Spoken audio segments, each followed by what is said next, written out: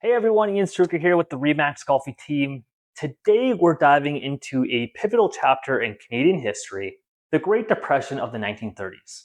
This was a time of immense hardship that reshaped our nation, from the prairies to the cities, and laid the foundation for the social safety net we know today.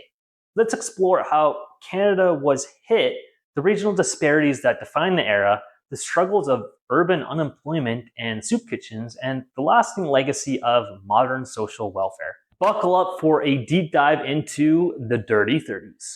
The Great Depression hit Canada like a freight train, triggered by the Wall Street stock market crash of October 1929. The global economy tanked, and Canada was one of the hardest hit nations. Why? Our economy leaned heavily on raw material and farm exports. Think wheat, timber, and minerals. When global commodity prices plummeted and international trade collapsed, Canada's economic backbone buckled. By 1933, Canada's gross national product had dropped by over 40%, and a third of our national income came from exports that were now in free fall. Unemployment soared to 20% nationally, with some estimates suggesting up to a quarter of the workforce was jobless at the Depression's peak. Millions were left hungry, homeless, and desperate, but not every region felt the pain equally. Let's talk about regional disparities.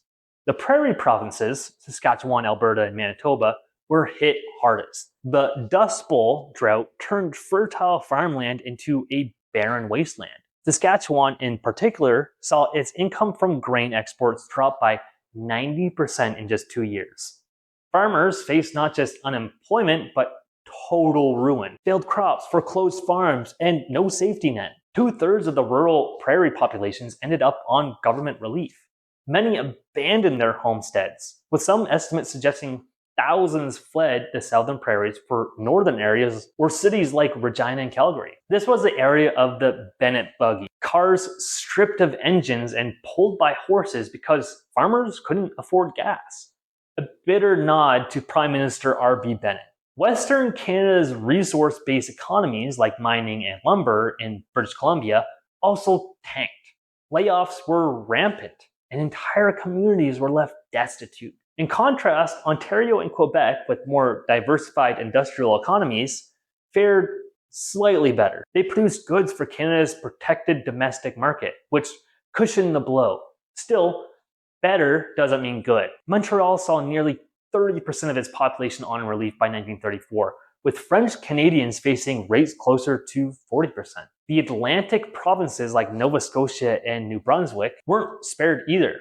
Unemployment hit 20% across the region, and relief costs pushed municipalities to the brink of bankruptcy. Newfoundland and Labrador, not yet a part of Canada, faced such severe hardship that their government collapsed, leading to a British-appointed commission of government by 1934. Now let's zoom in a little deeper into some cities, where unemployment turned urban centers into battlegrounds of desperation. In 1931, urban unemployment hit 19% nationwide, with Toronto at 17%. By 1933, 30% of Canada's labor force was out of work, and 1/5 of the population relied on government assistance. Cities were overwhelmed. Municipalities responsible for relief under Canada's constitution faced shrinking tax bases as property taxes went unpaid. Seizing homes for tax defaults only deepened the crisis, leaving cities with properties they couldn't sell. Relief, or the dole, was meager, often just food stamps, clothing handouts, or temporary shelter. In Montreal, the monthly relief payment of $21.88 was less than the cost of basic emergency diet. This is where soup kitchens stepped in. Run by churches, charities, and volunteers, soup kitchens became lifelines for the urban poor. Picture this: long lines of men, women, and children in cities like Montreal and Vancouver waiting for a bowl of soup or a slice of bread. After eating, many returned to alleyways, parks, or flop houses for the night. The shame of accepting relief was real. Anglo-Canadian Protestant ethics framed it as a failure of character, and many felt humiliated, asking for help. Yet by 1931, the scale of the crisis made it abundantly clear. Unemployment wasn't personal failure, it was a systematic collapse.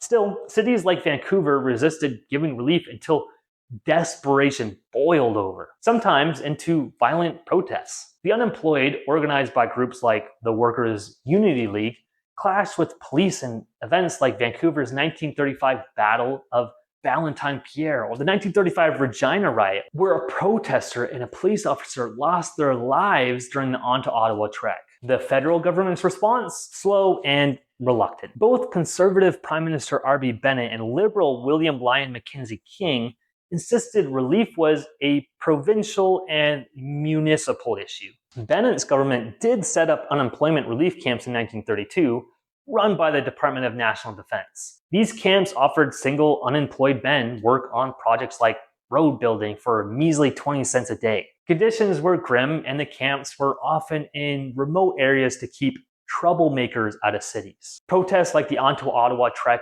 erupted from these camps. Bennett also cracked down on dissent, outlawing the Communist Party and arresting its leaders. Mackenzie King, who returned as Prime Minister in 1935, was skeptical of federal relief, but eventually embraced Keynesian ideas, deficit spending, tax cuts, and housing subsidies to stimulate the economy. This brings us to the lasting legacy of the Great Depression, the birth of Canada's modern social welfare system. The crisis exposed the limits of private charities and local reliefs. Charities used to handling short-term crises like poor harvests couldn't cope with a decade-long economic disaster. Veterans, leveraging their wartime sacrifices, demanded jobs and pensions as rights, not charity. Their advocacy, alongside groups like the Cooperative Commonwealth Federation, or CCF, pushed for systematic change. The CCF, formed in 1932, called for economic planning and universal welfare, gaining traction in provinces like Saskatchewan and British Columbia.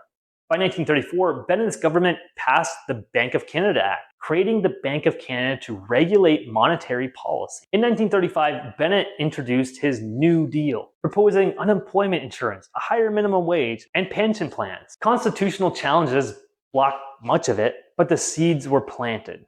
In 1940, after provincial agreement, the federal government passed the Unemployment Insurance Act, a cornerstone of Canada's social safety net. The 1944 Family Allowance Program, another milestone, provided universal support to families. These measures, born from the Depression's hardship, marked a shift towards greater federal responsibility for social welfare and economic stability. The Great Depression also reshaped Canadian attitudes. The crisis shattered the idea that a balanced budget and free markets alone could fix everything. Populist movements like social credit and the CCF gained ground, especially in the West, pushing for government intervention. The trauma of the 1930s made Canadians demand more from their leaders, paving the way for the welfare state that emerged post-World War II. Even today, memories of the dirty 30s remind us why a robust social safety net matters, especially in places like Saskatchewan, where community aid, like salted codfish sent from Newfoundland, helped people survive. So what's the takeaway? The Great Depression was a brutal wake-up call for Canada. It exposed our economic vulnerabilities, deepened regional divides, and pushed the unemployed to the edge. But it also forced us to rethink the role of government, from soup kitchens to relief camps. The struggles of the 1930s birthed a social welfare system that continues to shape Canada today. As a real estate agent, I see how housing subsidies and economic stability sparked by those reforms still influence our markets today. If you're curious about how history shapes today's real estate or want to dive deeper into Canada's past, hit that like and subscribe button and join me next time. Until then, I'm Ian Strucker with the RE/MAX Golfing Team, and I will see you on the next one.